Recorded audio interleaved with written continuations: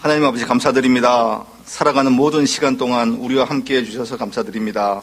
우리가 힘들고 아플 때 위로하여 주시고 즐겁고 행복할 때 함께 즐거워하고 격려해 주셔서 감사드립니다. 불변없는 하나님의 은혜를 경험하고 알면서도 순간순간 세상과 타협하고 더러운 제약에서 벗어나지 못하는 우리들을 불쌍히 여겨주시기를 바랍니다.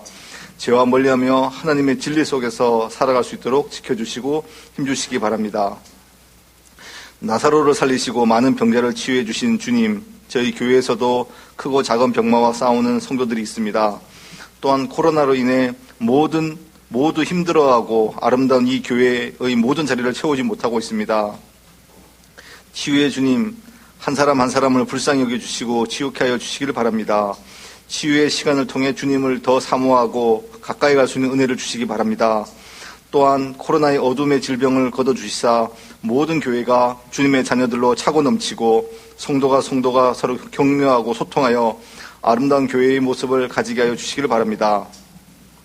추운 겨울이 지나가고 따뜻한 봄날과 함께 각 가정의 자녀들이 새로운 학기를 맞았습니다. 새로운 학기를 맞이하는 모든 학생들에게 배우는 즐거움을 주시고 좋은 스님들과 친구들을 사귀어 학교 가는 길이 즐거운 길이 되게 하여 주시기를 바랍니다. 무럭무럭 몸이 커지는 것과 같이 마음과 몸이 성장하게 하여 주시고 주님을 사랑하는 마음과 믿음도 성장하여 평생 살아감에 있어서 주님과 함께 동행하는 삶이 되게 하여 주시기를 바랍니다. 주님께서 우리에게 세상 끝까지 주님을 전하라고 하셨습니다. 우리들은 주님께서 허락하신 곳에서 주님의 자녀로 살아가며 주님을 전하는 사람들로 사용하여 주시기를 바랍니다. 또한 주님의 사명을 받고 다른 나라에서 힘써 노력하는 많은 선교사님들이 있습니다. 과거 주님을 모르던 한국에 많은 선교사님들을 통해 이 나라가 변화된 것 같이 주님께서 보내신 선교사님을 통해 각 나라와 민족이 변화되는 은혜를 주시길 바랍니다. 먼 타지에서 살아감에 있어 선교사님들과 그 가정에 아무런 어려움이 없도록 하여 주시길 바랍니다. 저희 언약교회와 성도를 위해 열심히 기도하고 계시는 조호진 목사님을 보내주심을 감사드립니다. 목사님을 통해 주시는 말씀으로 우리들의 믿음이 더욱더 단단해지고 있음을 고백드립니다. 목사님에게 더 많은 주님의 은사를 허락하시어 더 깊고 아름다운 말씀을 주시기를 바랍니다. 목사님과 함께 동역하는 세 분의 전도사님에게도 많은 축복을 주시길 바랍니다. 모든 교육자들과 그 가정에 세상에 어려움이 없도록 하여 주시고 항상 좋은 길로만 인도하여 주시기를 바랍니다. 저희 언약교회의 모든 성도들이 주님의 말씀으로 무장되고 주 안에서 항상 기뻐하며 세상에서 살아가며 아무런 염려 없고 모든 일에 감사하며 살아가기를 바라며 예수님의 이름으로 기도합니다. 아멘.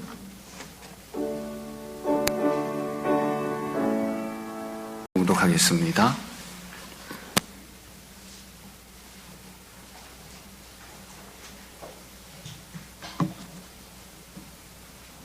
요한복음 12장 12절부터 19절까지 말씀입니다. 그 이튿날에는 명절에 온 큰 무리가 예수께서 예루살렘으로 오신다는 것을 듣고 종려나무 가지를 가지고 맞으러 나가 외치되 호산나 찬송하리로다 주의 이름으로 오시느니 곧 이스라엘의 왕이시여 하더라. 예수는 한 어린 나귀를 보고 타시니 이는 기록된 바 시온 따라 두려워하지 말라 보라 너의 왕이 나귀 새끼를 타고 오신다 함과 같더라. 제자들은 처음에 이 일을 깨닫지 못하였다가 예수께서 영광을 얻으신 후에야 이것이 예수께 대하여 기록된 것임과 사람들이 예수께 이같이 한 것임을 생각났더라. 나사로를 무덤에서 불러내어 죽은 자 가운데서 살실 때에 함께 있던 무리가 증언한지라. 이에 무리가 예수를 맞으면 이 표적 행하심을 들었음이로라. 바리새인들이 서로 말하되 볼지어다 너희 하는 일이 쓸데없다. 보라 온 세상이 그를 따르는도다 하니라. 아멘. 우리 저쪽에 은민이 제가 안 보이니까 한 칸 앞으로 와주세요. 은민아, 한 칸 더 앞으로 와. 그 자리에서 한 칸 앞쪽 테이블로.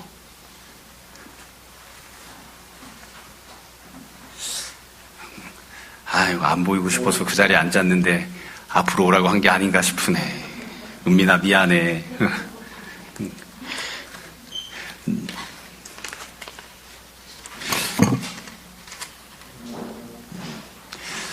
우리 은민이가 이제 중학교를 들어갔답니다. 참, 남의 아들이라 그런지 금방금방 큽니다. 봉원중학교에 들어갔다고 하는데 언제 한번 또 교복 입은 모습을 봐야지 이제. 혜민이도 머리 깎았구나. 네, 목사님 보세요. 자, 우리 오늘 요한복음 12장 12절부터 19절까지 말씀 함께 나누겠습니다. 굉장히 유명한 장면입니다. 예수님께서 예루살렘에 입성하시는 내용을 담고 있습니다. 사실 나사로와 관련된 내용이 시작되는 11장을 보면 제일 처음 부분에 예수님께서 두 가지 말씀을 하셨어요. 지난주에도 말씀드렸지만 나사로를 부활시키는 것에 대해서 말씀하시고 그리고 또 유대로 들어가자 이 말씀을 하셨습니다. 그리고 실제로 이제 예수님이 유대로 들어가시는 내용이 이제 이 본문부터 구체적으로 나오는 거죠. 그래서 그때를 생각해 보면 예수님께서 예루살렘에 들어가시는 게 그냥 어쩌다 보니까 여기저기 들르다가 우연히 들어가신 게 아니라 처음부터 계획을 가지고 작정하시고 또 그 뜻대로 예수님이 마음 먹으셨던 대로 예루살렘에 들어가셨다는 것을 알 수 있습니다. 지난주 본문에 이어서 지금 본문까지 예수님을 향해 긍정적으로 행동하고 반응하는 두 개의 장면이 나옵니다. 그러니까 지난번 본문은 마리아가 향유를 예수님 발에 부어드리는 장면이었고요. 그리고 지금은 예수님께서 예루살렘에 입성하시는데 사람들이 찬양하는 내용입니다. 지난번 마리아 그 향유 사건을 보시면 그 베단에 있었던 나사로의 집이 배경이었죠. 거기에서 어떤 사람들이 어떻게 행동했는지가 쭉 등장인물별로 나왔습니다. 그래서 나사로의 가족들, 예수님, 가룟 유다 뭐 이런 사람들이 어떻게 했는지가 쭉 나왔고요. 지금 본문도 예수님이 예루살렘 입성하시는 장면을 여기 나오는 몇몇 등장인물을 중심으로 설명을 하고 있어요. 그래서 처음에는 예수님을 환영했던 무리, 두 번째로는 예수님, 세 번째로는 나사로 부활 장면을 목격했던 사람들, 그리고 마지막에 바리새인들, 이런 네 부류의 사람들이 어떻게 반응하고 행동했는지가 나옵니다. 각각을 조금씩 살펴보고 또 나중에 다시 전체적으로 함께 볼 내용들을 말씀드리려고 합니다. 먼저 제일 처음에 나오는 등장인물은 12절, 13절 예수님을 환영했던 큰 무리입니다. 12절에 보시면 이튿날에는 명절에 온 큰 무리가 이렇게 되어 있죠. 그러니까 이분들은 현재 6월절 기간이기 때문에 6월절을 맞이하기 위해서 또 6월절을 보내기 위해서 예루살렘에 왔던 사람들이에요. 이 사람들이 예수님께서 예루살렘으로 오신다는 소식을 들었습니다. 그리고 13절에 보면 종려나무 가지를 가지고 맞으러 나가죠. 그리고 외칩니다. 본문을 보면 정확하게 설명을 해놨죠. 외친다 이렇게 돼 있어요. 그러니까 우리는 흔히 이 장면을 찬양한다 이렇게 생각하는데 물론 찬양도 맞습니다만 엄밀하게 이야기하면 선포하는 겁니다. 그러니까 선포하고 찬양하는 그런 내용이 나온 거예요. 이분들은 지금 말씀드린 것처럼 애당초 처음부터 예수님을 맞이하기 위해서 예루살렘에 왔던 그런 사람들은 아니에요. 그러니까 그 점은 예수님과 다르죠. 예수님 원래 계획을 가지고 예루살렘에 오셨고 이 사람들은 명절 때문에 예루살렘에 왔고 그러다 이 사람들이 이제 우연히 이제 예수님 소식을 들은 거죠. 그럼 이분들이 어떻게 했는가? 13절 끝에 보시면 이제 외치는 내용이 나옵니다. 뭐 크게 몇 가지 내용이 나오는데 하나는 호산나 찬송하리로다. 두 번째는 주의 이름으로 오시는 이여. 세 번째 곧 이스라엘의 왕이시여. 이렇게 선포했어요. 사실 다른 성경을 보면 예루살렘 입성 장면이 사복음서에 다 나오거든요. 마태, 마가, 누가, 요한복음에 다 나오는데 마태복음, 마가복음, 누가복음을 보면 본문도 훨씬 더 길게 돼 있고요. 그리고 훨씬 더 상세하게 잘 설명을 해놨어요. 근데 지금 이 본문에서는 요한복음에서는 사람들이 했던 행동은 딱 한 가지만 기록합니다. 선포했던 것 한 가지만 기록한 거예요. 그래서 호산나 찬송하리로다 주의 이름으로 오시느니 곧 이스라엘의 왕이시여 이렇게 선포하고 찬양했어요. 이렇게 선포했던 내용은 한마디로 이야기하면 개선장군과 왕을 맞이하는 선포죠. 이 내용을 가만히 보시면 뭐 어려운 내용이 아니에요. 이거는 뭐 구약 때 우리가 보았던 어떤 선지자나 어떤 신앙적인 행동이나 종교적인 인물을 맞이하는 그런 환영하는 선포가 아닙니다. 그러니까 통치자가 들어오는 것에 대해서 뭐 내용 자체도 이스라엘의 왕이라고 그렇게 했으니까요. 그래서 통치자가 들어오는 것에 대해서 승리하고 들어오는 것에 대해서 환영하고 맞이하는 그런 모습으로 예수님을 맞이하는 그런 모습입니다. 이 12절 13절을 기록하고 있는 큰 무리 행동이 갖고 있는 특징이 몇 가지가 있어요. 우선은 굉장히 독특한 장면이죠. 여지껏 한 번도 예수님을 이렇게 선포하거나 찬양한 적이 없었습니다. 앞부분에도 보면 나사로의 집에서 베단에서 잔치를 했던 것도 독특한 장면이었죠. 예수님을 위해서 잔치를 벌였던 게 흔한 일이 아니었으니까요. 근데 지금은 더 독특한 거예요. 그러니까 이렇게 예수님을 환영하면서 맞이했던 때가 없었으니까 굉장히 그런 점에서 굉장히 독특하다. 주님을 좀 긍정적으로 대하는 그런 모습인 거죠. 또 다른 특징이 하나 있습니다. 이 본문 읽을 때 우리가 항상 염두에 둬야 되는 게 6월절을 맞이하면서 벌어진 장면이라는 겁니다. 그러니까 시간적 배경이 6월절이에요. 우리가 아는 것처럼 6월절이라고 하는 시기는 어떤 시기냐면 이스라엘 백성들이 히브리인들이 애굽에서 종살이하고 있을 때 하나님이 그들을 찾아오시죠. 그들이 하나님을 찾아간 게 아니에요.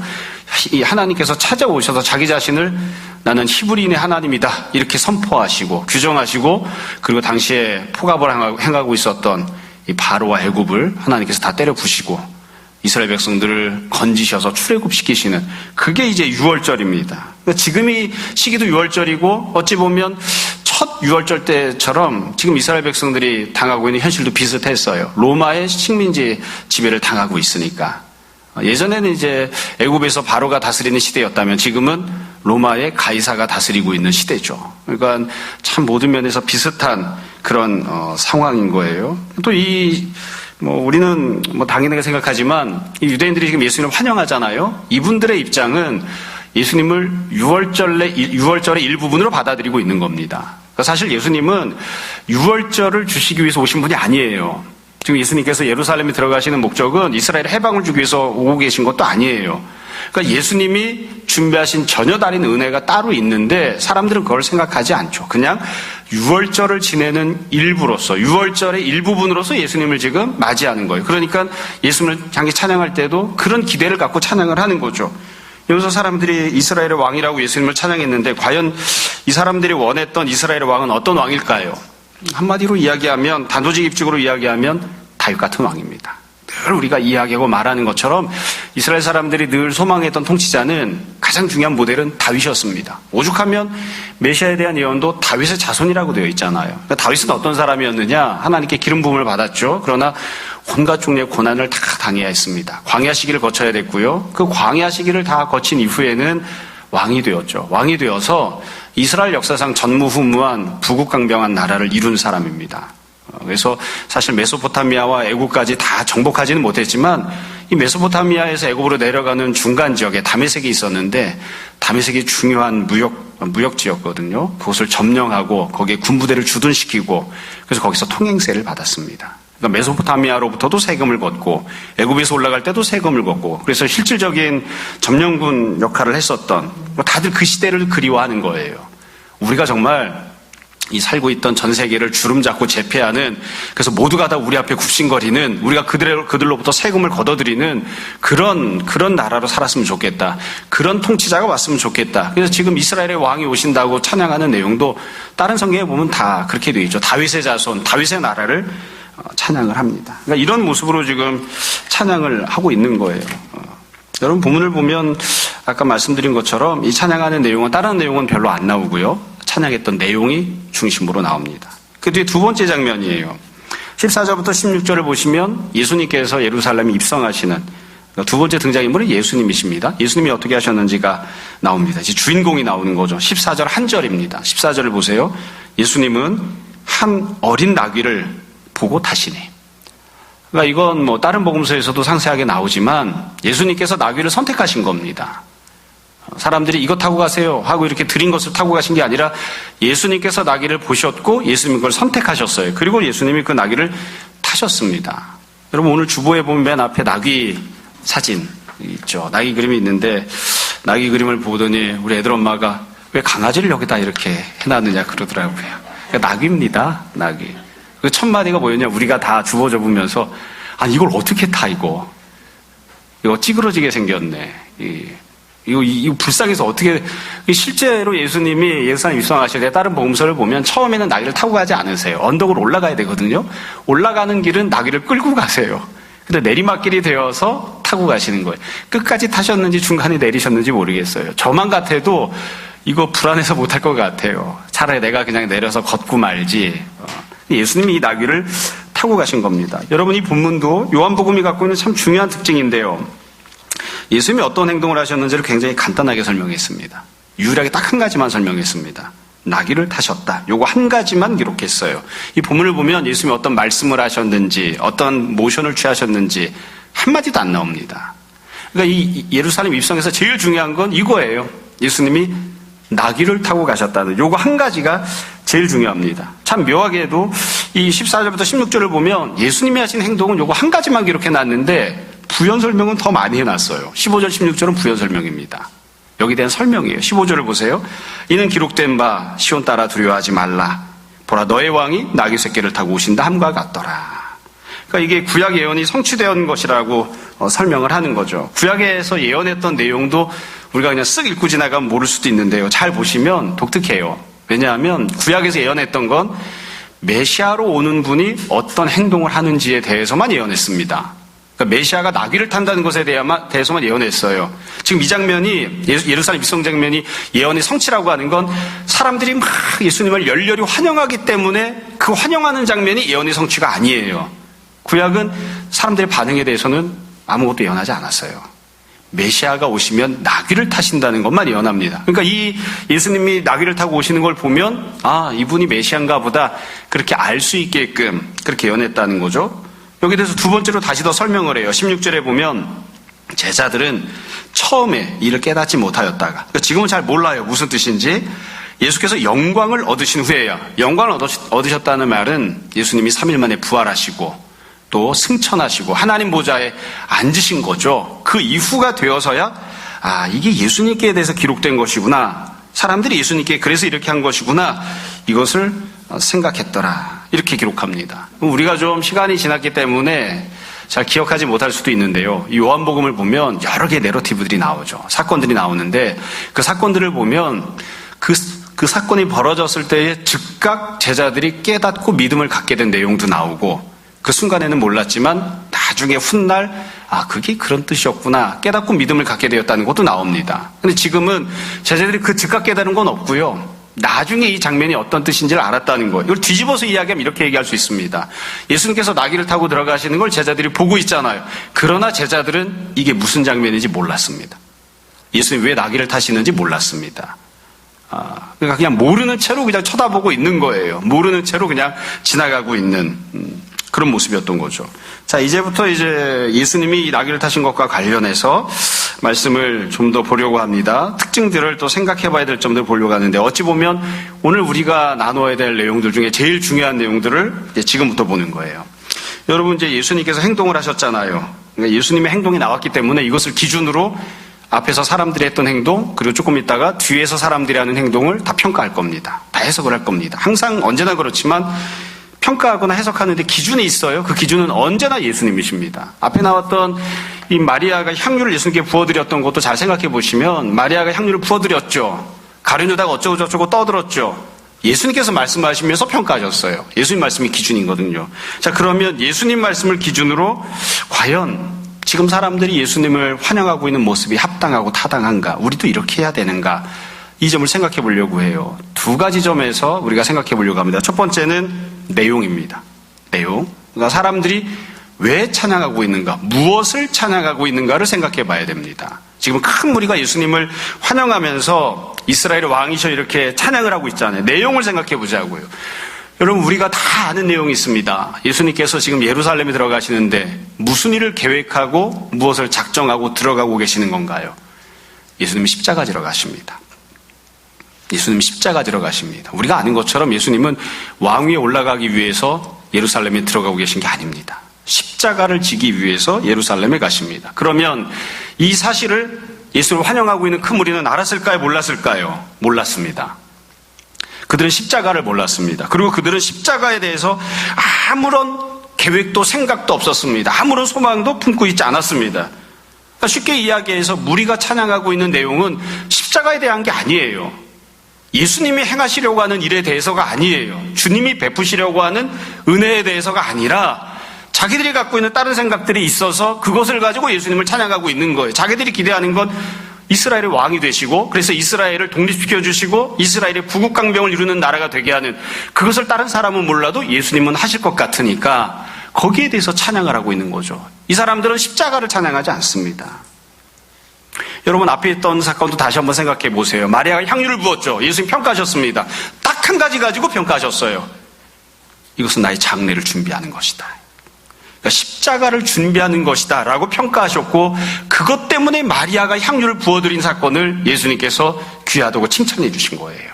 그러니까 그 기준을 지금 여기도 똑같이 적용하면 예수님께서 이렇게 말씀하실 것 같아요. 너희가 나의 십자가를 준비하고 십자가에 대해서 찬양하느냐? 그게 아니지 않느냐. 그러니까 과연 이 사람들이 주님을 찬양하는 것이 합당한 찬양이라고 할 수 있는가? 내용을 놓고 봤을 때 주님으로부터 인정받거나 칭찬받을 수 있는, 혹은 주님께서 기쁘게 받으시는 그런 찬양이라고 할 수 있는가? 그렇지 않아요. 십자가에 대한 찬양을 하고 있는 것이 아닙니다. 결국 예수님을 환영은 하고 있지만 이 큰 무리가 보이고 있는 모습은 그들만이 갖고 있는 잘못된 기대, 그들이 갖고 있는 생각, 그들의 바램, 그들의 계획을 가지고 예수님을 왕이라고 부르고 있는 거예요. 그렇죠? 조금 더 솔직하게 이야기하면 심지어 이 사람들은 예수님께서 나사로를 부활케 하셨던 그것에 대해서도 찬양하고 있는 게 아니에요. 예수님께서 맹인의 눈을 뜨게 하셨는데 그것을 찬양하고 있는 것도 아니에요. 그러니까 지금까지 예수님께서 이 사람들에게 베풀어 주셨던 은혜들이 있어요. 자기 힘으로는 받을 수 없었지만 예수님께서 기적을 통해서, 능력을 통해서 행해 주셨던 수많은 은혜와 기적들이 있는데 그것에 대해서도 찬양하고 있는 게 아니에요. 자기들이 갖고 있는 바람이 있고, 자기들이 갖고 있는 계획이 있고, 자기들이 갖고 있는 욕심이 있어요. 그걸 예수님이 이루어줄 수 있을 거라고 찬양하고 있는, 그게 바로 이 사람들이 찬양하고 있는 겁니다. 가정을 해보자고요. 만약 이 사람들이, 이분들이 예수님께서 예루살렘에 오신 목적이 십자가를 지고 죽는 것이라는 것을 알았다면 이렇게 찬양을 했을까요? 그래도 이렇게 찬양을 했을까요? 한번 가정을 해보자고요. 만약 예수님께서 이렇게 나귀를 타고 가시다가 나귀에서 내리셔서 여러분, 나는 십자가를 지러 왔습니다, 이렇게 말씀하시면 그 말씀을 들었던 큰 무리가 여전히 똑같이 찬양을 했을까요? 글쎄요. 베드로는 예수님을 그리스도라고 고백했지만 예수님께서 십자가 지시겠다고 말씀하시니까 예수를 붙잡고 간절히 간구하잖아요. 십자가 지러 가시면 안 된다고. 그러니까 아마 예수님께서 나귀에서 내리셔서 이 큰 무리에게 나는 십자가를 지러 왔다 이렇게 말씀하시면 사람들이 아마 찬양을 멈추고 선포를 멈추고 예수님을 붙잡고 가던 길을 가로막고 주님 가시면 안 됩니다, 이러자고 여기 오시면 안 됩니다, 아마 그렇게 행동하지 않았을까 싶습니다. 여러분, 우리가 여기서 아주 기본적인 사항 한 가지를 알 수 있습니다. 사실 우리가 신앙생활하면서 잘 알고 있는 내용입니다. 무엇이 주님을 선포하는 것입니까? 무엇이 예수님을 찬양하는 것입니까? 내용이 참 중요합니다.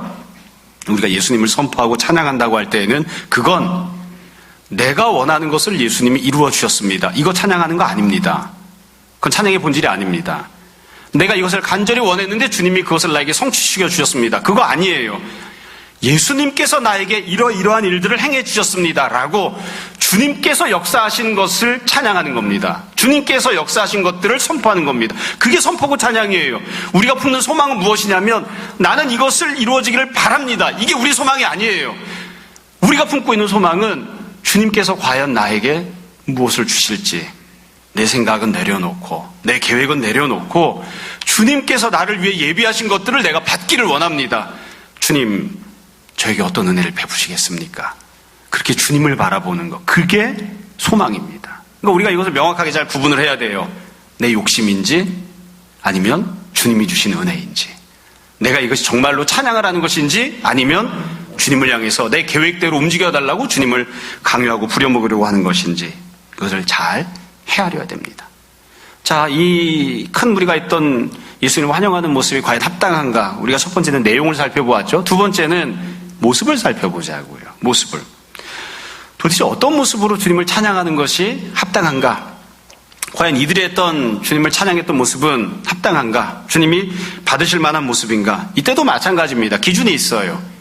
예수님이 어떤 모습을 보이셨는가가 기준입니다.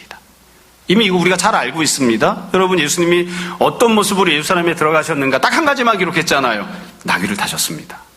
다른 건 아무것도 기록을 안 해놨어요. 예수님이 하셨던 말씀, 모션, 예수님이 했던 어떤 선동 이런 거 한 가지도 없어요. 그냥 딱 한 가지만 있는 거예요. 예수님이 나귀를 타셨다는 모습만 있습니다. 그러면 과연 사람들이 주님을 환영하고 선포하고 찬양했던 모습은 예수님이 선택하신 모습과 어울리는가요? 여러분, 잘 어울립니까? 잘 어울립니까? 이거 어려운 문제가 아니에요. 누군가가 목사님, 제가 목사님을 잘 섬기길 원합니다, 막 이렇게 이야기했다고 치자고요. 제가 그래 전철 타자 그랬더니만 목사님 전철 타고 가십시오. 저는 목사님을 섬기기 위해서 그랜저를 타고 따라가겠습니다. 이러면 이거 말이 안 맞아요. 내가 아무리 좋은 차를 갖고 있어도 목사님이 걸어가신다고 하면 같이 걸어야 될 거 아닙니까? 그렇죠? 아닌가? 제가 가끔씩 이야기하곤 하는 때가 있어요.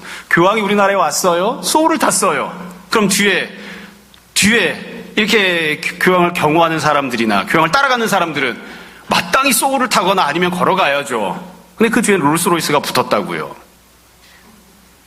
그래서 제가 늘 이야기하죠. 이건 쇼하는 거지. 이건 쇼를 하는 거지. 여러분, 모습이 맞아야 돼요. 예수님이 어떤 모습을 선택하셨는가? 나귀를 타셨잖아요. 어떤 분들은 그런 이야기를 합니다. 예수님이 왕으로 오셨다. 맞습니다. 그걸 아무도 부정하지 않아요. 지금 예수님께서 왕으로 입성하시는 거예요. 그러나 우리가 잘 생각해야 되는 건 주님께서 왕으로 오셨다고 선포할 때에 또 구약이 그렇게 예언하고 그것이 성취되었다고 이야기할 때 그때 사용하고 있는 왕이라고 하는 개념은 우리가 일반적으로 갖고 있는 세상적으로 생각하는 그런 왕으로 오신 건 아니에요.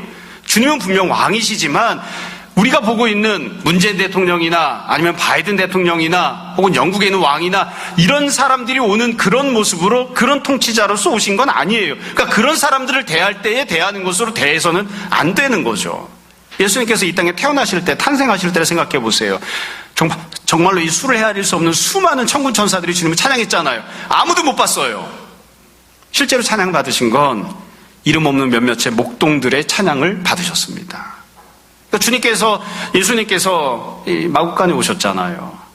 말바풍 위에 오셨잖아요. 그럼 찬양하는 사람들도 거기에 고개를 숙이고 들어갈 수 있는 모습으로 와서 찬양을 해야 하는 거죠. 그런 모습을 가져야 되는 거예요. 여러분, 사람들이 어떤 모습으로 예수님을 맞이하고 또 선포하고 찬양했어야 됐을까요? 아주 중요한 모범이 바로 앞장면에 나옵니다. 마리아가 예수님께 향유를 부어드리죠. 장소가 어디입니까? 잔치집이에요. 잔치집이지만 장례를 위해서 사용하는 향품을 예수님 위해서 준비해서 부어드립니다. 그렇게 해야 하는 거예요. 지금은 6월절입니다. 명절이에요. 잔치 기간이에요. 그러나 십자가를 감당하시기 위해서 주님께서 오시니까 십자가에 합당한 모습으로 예수님을 맞아드려야 됩니다. 예수님께서 나귀를 타셨잖아요. 그러니까 나귀에 합당한 모습으로 주님을 맞아드려야 됩니다. 근데 그렇게 못했던 거예요. 그렇게 못했던 거죠. 여러분께서 이 큰 무리가 주님을 선포하고 찬양할 때 과연 내용이 어떠했는가, 모습이 어떠했는가, 그것이 과연 주님의 생각, 주님의 모습에 합당했는가. 우리들도 이것들을 늘 생각했으면 좋겠습니다. 우리가 주님을 찬양할 때, 주님을 선포할 때 과연 어떤 내용으로 주님을 선포하는가. 우리는 십자가를 선포하는가, 십자가를 찬양하는가, 아니면 내가 원했던 대학을 갔습니다. 내가 원했던 집을 샀습니다. 내가 원했던 건강을 얻었습니다. 그것을 우리가 찬양하는가. 주님께서 나에게 베푸신 은혜를 찬양하되 내 욕심이 이루어졌다고 찬양하는 것이 아니라 주님께서 예비하신, 주님이 주시려고 한 은혜를 내가 받았습니다라고 찬양하는, 그게 우리의 찬양이 되어야 됩니다. 세 번째 부류가 등장합니다. 17절 18절이에요.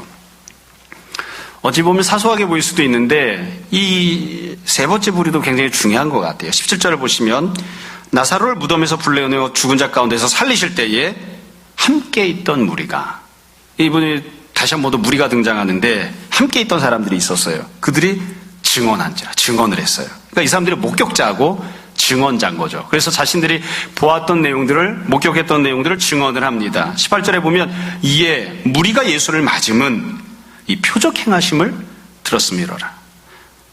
굉장히 중요한 기록이 나왔어요. 왜 예루살렘에 있던 사람들이 예수님을 환영하고 맞이했는가? 어떻게 해서 듣게 되었는가? 그 소식을. 예수님이 나사로를 부활시키실 때 그 부활 기적을 경험했던, 목격했던 사람들이 있었고 그 사람들이 예루살렘에 있는 사람들에게 얘기한 거예요. 예수님이란 사람이 이러이러한 일을 했다라고 얘기한 거예요. 여러분, 이 부분에서 우리가 조심스럽지만 중요하게 잘 생각해야 되는 점이 있습니다. 뭐냐면 이분들은 분명히 사실을 이야기한 거죠. 거짓말한 게 아닙니다. 과장해서 이야기한 것도 아닙니다. 있는 그대로 자신들이 목격한 것을 그대로 다 이야기를 해준 거예요. 그런데 이분들은 그냥 자신들이 볼 수 있는 것까지만, 자기들이 본 것까지만 이야기한 겁니다. 예수님께서 맹인을 눈을 뜨게 하실 때 생각해 보세요. 처음에 찾아가셨을 때는 맹인의 눈을 뜨게 하셨죠. 그래서 그 사람이 예수님의 이 육체를 보았습니다. 이게 첫 번째 본 거예요. 근데 그걸로 끝나지 않아요. 예수님이 다시 그 사람을 찾아가시죠.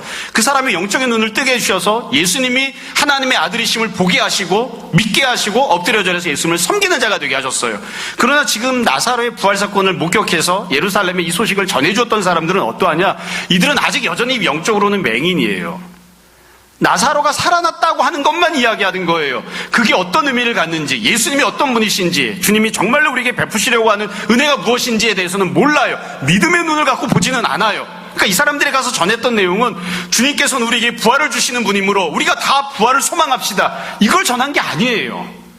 예수님께서 우리에게 부활을 주시기 위해서 사망을 이기시고 생명을 주시기 위해서 이 땅에 오셨습니다. 그래서 믿음을 가지라고 권한 게 아니에요. 믿음을 격려한 게 아니에요. 이들이 전했던 건 간단하죠. 야, 정말 대단해. 세상에 그럴 수가 있나? 어떻게 그런 일이 일어날 수가 있지? 도대체 누가 그런 능력을 가질 수 있지? 예수님이라는 사람 정말 대단해. 이렇게 전한 거죠. 거짓말한 건 아니에요. 있는 그대로 전한 것이니까. 그러나 여기서 우리가 잘 생각해야 되는 점은 이렇게 증언을 했기 때문에 결국 이 증언을 했던 사람, 이 증언을 들었던 사람들은 어떤 생각을 갖게 되었는가? 결과적으로 보면 이런 생각을 가져요. 아, 예수님은 무엇이건 내가 원하는 것을 다 이루어줄 수 있는 분이시구나. 사실 얼핏 들으면 이게 틀린 문제가 아닌 것처럼 보입니다. 아, 예수님은 내가 무엇을 원하건 다 이루어줄 수 있는 분이시구나. 죽은 사람도 살려주셨는데 이 분이라면, 이 사람이라면, 이 사람을 우리의 왕으로 삼으면 나라가 독립하는 것, 그것도 가능하겠구나. 이 사람이 왕이 되면 우리가 부국강병을 이루고 남부럽지 않은 1등 국민으로 살아가는 것도 가능하겠구나. 그 생각을 하는 거예요. 그러니까 예수님께서 어떤 은혜를 예비하셨는가, 어떤 은혜를 베풀기를 원하시는가, 예수님이 어떤 은혜를 우리에게 주시는가, 여기에 대해 관심이 있는 게 아니라 이분이 정말 엄청나게 대단한 능력을 갖고 있으니까 내가 원하는 게 무엇이 되었건, 내가 어떤 욕심을 부리건 그 모든 것들을 이분을 통해서라면 다 이룰 수 있겠구나, 이렇게 생각하는 거죠. 결국 부활 기적을 보면서 다른 욕심을 부리기 시작합니다. 예수님께서 부활이라고 하는 기적을 베풀어 주셨잖아요. 사람의 힘으로 행할 수 없는, 나는 그런 일이 일어날 거라고는 상상도 못했는데 내 상상을 넘어서는 엄청난 은혜와 기적을 베풀어 주셨잖아요. 그 기적을 경험했기 때문에 그 경험했던 사람, 목격했던 사람들이 어떠하냐면, 여러분 잘 들으셔야 돼요. 우리 잘 알고 있는 내용입니다. 다른 욕심을 부리기 시작한 겁니다. 다른 욕심을. 뭐 쉽게 얘기하면 그런 거죠. 아, 시험도 합격시켜 주셨는데 그 주님께서 나를 판사 검사를 못 만들어 주시겠어? 주님께서 이번에 내 건강도 회복시켜 주셨는데 내가 빌딩을 사는 것을 주님께서 그것을 허락하지 않으시겠어? 주님은 그런 능력이 있으시잖아. 그렇게 믿는 거예요. 그리고 주님을 그렇게 보려고 하는 거죠. 제가 이렇게 가만히 생각해 보면 제 자랑은 아니지만 이렇게 얘기하려고 보니까 제 자랑이네요. 어디서 멈춰야 하는지는 알아요. 주님께서 내게 얼마나 큰 은혜를 베푸셨는지, 내 능력을 벗어나는 은혜를 베푸셨어요. 그래서 받았다고요. 그런 다음에 아, 이것도 해주셨으니까 내가 다른 걸 욕심을 내면 그것도 해주시겠지. 그렇게 생각하진 않아요. 그렇게 생각하진 않아요. 거기서 멈춰야 돼요. 그리고 우리가 소망을 품는 겁니다. 내가 기대하지 않았던, 내가 소망하지 않았던 내 능력을 벗어나는 은혜를 주님이 베풀어 주셨으니까 주님께서 나에게 어떤 일들을 또 예비하셨을까? 주님이 나를 어떻게 인도해 주실까? 이렇게 소망을 해야 돼요. 근데 이렇게 소망하는 게 아니라 지금 유대인들은 어떻게 하냐면 내가 원하는 건 뭐든지 다 해주실 거야. 이렇게 생각하는 거죠. 그래서 거꾸로 한번 뒤집어 생각해 봤어요. 만약 부활 기적을 경험하지 않았다면 그들이 다른 욕심을 부렸을까? 부활이 일어났기 때문에 예수님을 이스라엘 왕으로 삼으려고 한 거죠.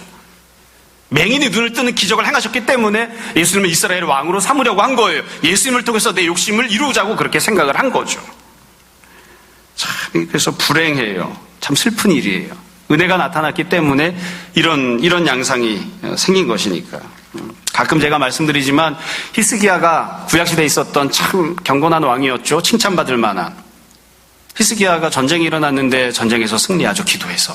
패배할 수밖에 없었는데. 그 기적을 경험을 했어요. 그리고 난 다음에 히스기야가 죽을 병이 걸렸잖아요. 그때도 기도해서 15년이나 생명 연장을 받았잖아요. 지나고 나서 보면 참 아쉬움이 많습니다. 그때 죽었어야 돼요. 히스기야가 살았기 때문에 15년 생명 연장을 받았기 때문에 자식을 낳았습니다. 아들을 낳았습니다. 그리고 그 아들이 하나님 앞에서 얼마나 죄를 많이 지었는지 그 아들 때문에 나라가 망했습니다. 뒤돌아 생각해 보면 아팠을 때 죽는 게 낫지 않았을까 싶은 생각이 들어요. 이게 하나님이 은혜를 베푸셨는데 은혜를 받은 다음에 적절하게 잘 지내고 살아야 되는데 그렇지 못했던 거죠. 여러분 결국 지금까지 말씀드린 거 다 잘 이해하실 거예요. 주님의 뜻과 계획은 아는 것 없고 주님이 나에게 무엇을 원하시는지는 아무 생각이 없고 그리고 그냥 내 욕심을 채우려고 하는 그런 모습인 겁니다. 우리가 이걸 나 스스로에게 적용하려고 하면 좀 어렵지만 다르게 생각해 보면 야 이게 얼마나 악한 일인지를 잘 알 수 있어요. 예수님께서 태어날 때부터 맹인이었던 사람 눈을 뜨게 해주셨습니다. 그럼 그 사람 어떻게 살아야 될까요? 여러분 어떻게 생각하십니까? 그 사람이 이제 눈을 떴으니까 그때부터 열심히 공부해서 판검사가 돼야 됩니까? 이제 눈을 떴으니까 거렁뱅이로 살던 삶을 정리하고 이제는 꼭 건물주가 되어야 됩니까? 주님 얼마든지 하실 수 있으니까 그걸 요구해야 됩니까? 그럼 너무한 거 아닌가요? 그건 주님의 뜻이 아니잖아요. 우리가 다 잘 알고 있는 것처럼 눈을 떴으니까 죽었다가 무덤에 들어갔다가 다시 부활해서 살아나왔으니까 이제는 주님께서 말씀하시는 대로 자기를 부인하고 자기 십자가를 감당하는 모습이 되어야 되죠. 이제는 내가 귀하게 여기던 것들, 나에게 소중했던 것들 깨서 주님 앞에 향유로 부어드리고 주님께서 가시는 그 길을 나도 같이 따라가는 사람이 되어야 되죠. 그렇게 해야 되는 거죠. 그렇게. 근데 사람은 여기 나오는 이 유대인들만 그런 게 아니라 우리들도 다 마찬가지예요. 비슷해요. 어리석고 얼마나 욕심이 많은지 몰라요. 그 뒤에 보면 이제 바리새인들이 하는 이야기가 마지막으로 나옵니다. 19절. 바리새인들이 서로 말을 해요. 볼지어다 너희 하는 일이 쓸데없다. 예수님 죽이려고 막 모의를 했는데 쓸데없다고 이야기해요. 보라, 온 세상이 그를 따르는도다. 이분들은 항상 사람들의 기준이에요. 하나님의 뜻이 무엇인지, 하나님이 무엇을 원하시는지 이런 데 관심 없어요. 사람들이 자기들이 원하는 대로 움직여주면 괜찮네. 일이 잘 진행되네. 사람들이 자기들의 계획과 다르게 움직이면 이거 망했네. 항상 시선을 사람들에게 두고 살아갑니다. 자, 이제 오늘 말씀을 정리하겠습니다. 사실 제가 이 본문을 설명하고 말씀드리면서 제가 하고 싶은 이야기를 다 했어요. 또 여러분들이 다 잘 이해하셨을 것이라고 생각합니다. 그래서 다시 한번 정리해서 말씀을 드리겠습니다. 첫 번째로 예수님께서는 각종 다양한 은혜를 베풀어 주십니다. 예수님께서 다양한 모습의 다양한 종류의 은혜들을 베풀어 주세요. 가령 이런 거죠. 육적으로 아픈 사람 고쳐주세요. 근데 그 은혜만 베푸시는 게 아니라 영적으로 눈을 뜨게 하셔서 예수를 믿는 사람이 되게 해주십니다. 그러니까 예수님은 첫 번째 종류의 은혜만 쭉 주시는 게 아니라 두 번째, 세 번째, 네 번째 이런 다양한 종류의 은혜를 베풀어 주십니다. 그리고 그 각각의 다양한 은혜들에 대해서 사람들이 보이는 반응도 각각 다양합니다. 예수님께서 맹인의 눈을 뜨게 해주셨을 때 어떤 사람은 감사하고 어떤 사람은 무덤덤하게 지나가요. 그리고 또 그 다음에 예수님이 준비하셨던 은혜, 영적인 은혜, 십자가를 이렇게 쭉 베풀어 주시려고 할 때 어떤 사람들은 그것을 소망하는 마음을 갖지만 어떤 사람들은 그걸 무시해요. 난 그건 생각도 안 하고 싶습니다. 얘기하지 마세요. 이런 사람들이 있어요. 그러니까 주님이 우리 삶 속에 우리에게 여러 종류의 은혜를 베푸시는데 우리는 그 각각에 대해서 어떻게 반응하는가. 육적인 은혜를 베풀어 주실 때는 참 기뻐하고 선포하고 찬양하는데 영적인 은혜를 주님이 정말로 본질적으로 주시려고 하는 은혜에 대해서는 우리가 과연 기뻐하고 선포하고 찬양하는가. 아니면 주님 더 이상은 가까이 오지 마세요. 나는 육적인 은혜만 받고 살렵니다. 그렇게 주님을 밀쳐내진 않는가. 우리는 과연 이 다양한 스펙트럼 중에 어느 정도 위치에 자리 잡고 있는지 우리 신앙의 생활이 어떠한지를 생각해 봤으면 좋겠습니다. 이게 첫 번째입니다. 두 번째는 본질적인 내용이죠. 본문이 갖고 있는 내용입니다. 무엇이 찬양입니까? 우리는 무엇을 선포하고 무엇을 찬양해야 됩니까? 간단합니다. 주님께서 계획하시고 주님께서 나에게 이미 베푸신 은혜를 찬양하는 겁니다. 내가 원하는 욕심, 내가 바랬던 계획, 그게 이루어졌기 때문에 주님을 찬양하는 게 아니에요. 주님께서 계획하시고 주님이 준비하셨던 은혜를 받아 누리는 것. 그게 우리가 하는 선포이고 찬양이어야 됩니다. 다른 것들은 좀 사소하거든요. 좀 더 본질적으로 이야기하면 똑같은 얘기를 계속 반복해서 말씀드립니다. 지금 예수님 십자가 지러 가실 거예요. 십자가를 선포하고 찬양하는 것보다 더 앞서는 선포와 찬양은 아무것도 없습니다. 그까지 서울대를 가는 거, 그까지 하버드를 졸업하는 거, 그까지 건물을 소유하는 거, 그까지 건강을 회복하는 거, 그 모든 것들은 십자가와 부활의 영광, 우리를 그곳으로 불러주셨다는 그 은혜에 비하면 아무것도 아닙니다. 그러니까 우리가 만약 십자가를 선포하고 찬양하지 아니하고 그것이 우리 마음속에 진실한 마음으로 와 닿지 않으면 우리가 아무리 좋은 대학을 갔다고 아무리 건강을 회복했다고 아무리 내가 원하는 것을 성취받았다고 주님을 찬양해도 그까짓 거 아무것도 안 하고 있는 겁니다. 그 올바른 자세가 아닌 겁니다.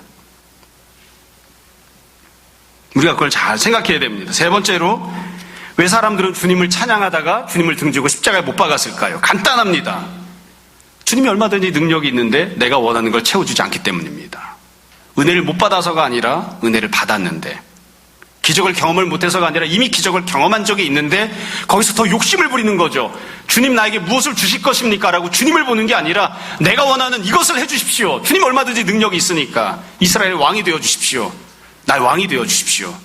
그렇게 지금 요구하는 거예요. 그렇게 욕심을 부리다가 결국 주님께 등을 지게 됩니다. 그러면서 신앙을 저버리게 됩니다.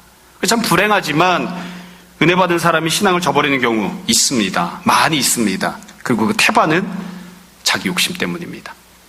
과연 주님이 예비하신 것을 받고자 하는 것인지 내 욕심을 채우려고 하는 것인지 우리가 늘 생각해야 됩니다.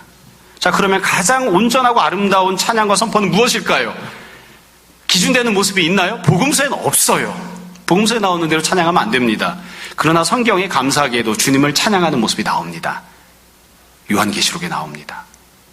예수님께서 부활하시고 승천하셔서 하나님 보좌 우편에 앉아 계실 때 사실 우리가 예배드리는 지금 이 순간에도 천국에서는 주님을 향해 찬양하고 예배하거든요. 계시록을 보면 그렇게 찬양하잖아요. 모든 사람들이 다 일어나죠. 천국에 있는 모든 존재들이 다 일어나요. 사람만이 아니라 천사들만이 아니라 생물들만이 아니라 천국에 있는 하늘, 천국에 있는 땅, 천국에 있는 바다, 그 가운데 있는 모든 존재들이 다 일어나요. 그리고 찬양한다고요. 죽임당하신 어린 양을, 부활하신 어린 양을, 온 세상을 다스리시는 어린 양을 찬양합니다. 그 찬양을 우리가 하는 겁니다. 그리고 이게 참 계속 이야기하면 입만 아프지만 천국에서 찬양했던 요한계시록의 내용을 보면 대학 합격한 거 이런 거 안 나와요. 건물 소유했던 거 이런 거 안 나와요. 주님께서 나를 위해 십자가에 달려 죽으시고 주님께서 부활하시고 주님께서 영광 가운데 함께하고 계시는 주님이 나에게 베푸신 은혜를 찬양하는 것들이 나와요. 그게 온전한 찬양입니다. 그런 찬양을 해야 됩니다. 여러분, 우리가 삶을 살아가면서 어떤 은혜를 받고 있는지를 다시 한번 잘 생각해 보았으면 좋겠습니다. 우리는 육적인 삶에 있어서도 기적과 은혜들을 많이 이미 경험한 사람들입니다. 그래서 우리가 경험하고 또 고백하잖아요. 주님은 무엇이든지 하실 수 있습니다. 우리 그거 고백하잖아요. 그러나 주님이 무엇이든지 하실 수 있다고 하는 고백은 그러므로 내 욕심을 채워주셔야 됩니다라는 그런 곳으로 귀결되어서는 안 됩니다. 주님, 나를 위해 무엇을 예비하셨습니까? 주님께서 준비하신 은혜를 제가 받기를 원합니다. 주님, 제가 그 은혜를 선포하고 찬양하기 원합니다. 그런 모습이 우리의 모습이 되었으면 좋겠습니다. 또 할 수만 있다면 한 걸음 더 나아가서 마리아가 했던 것처럼 나에게 귀한 시간, 나에게 귀한 건강, 나에게 귀한 자녀, 내 자신의 모든 삶과 그리고 특별히 내가 원하고 소망하는 나의 미래, 이런 것들을 주님 앞에 깨어서 주님을 섬기기 위해 드리는 그런 삶을 우리가 다 살 수 있었으면 좋겠습니다. 여러분, 우리가 십자가를, 부활을, 그리고 영생과 천국을 선포하고 찬양하는 사람, 주님을 소망하는 사람, 그런 제자들로 살았으면 좋겠습니다. 우리가 연약하지만 주님께서 늘 그런 모습이 될 수 있도록 우리를 붙들어 주시기를, 또 그런 성령님의 역사하심이 우리 가운데 날마다 풍성히 임하기를 주님 이름으로 축원합니다.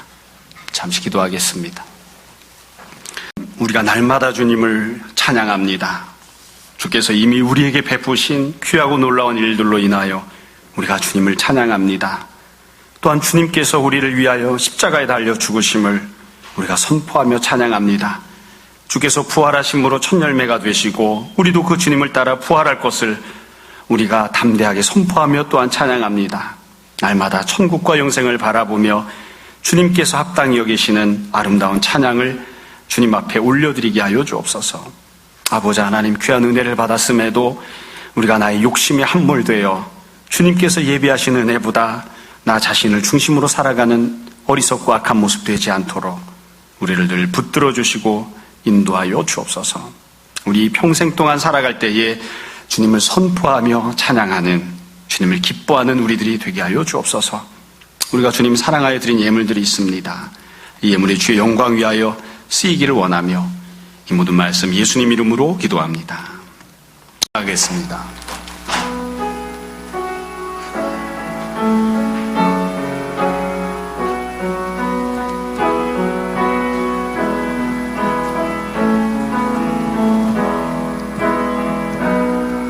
두 손 들고 찬양합니다.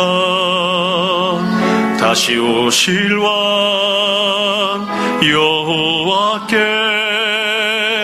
오직 주만이 나를 다스리네.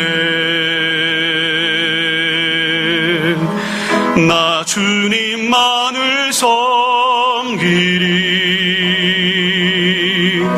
헛된 마음 버리고 성령이 연애 영혼 충만하게 하소서. 주님 앞에 내 생명 드리리라.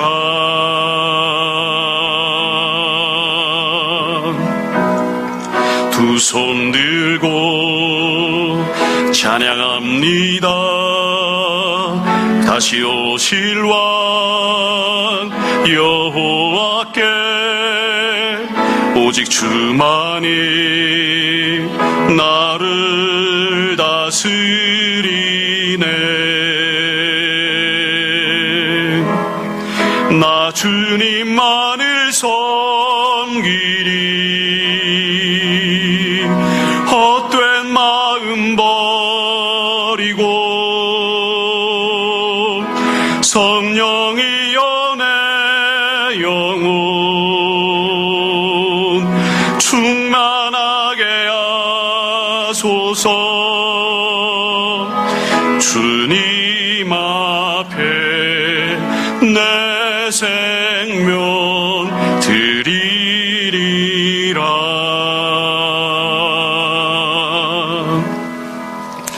기도하겠습니다.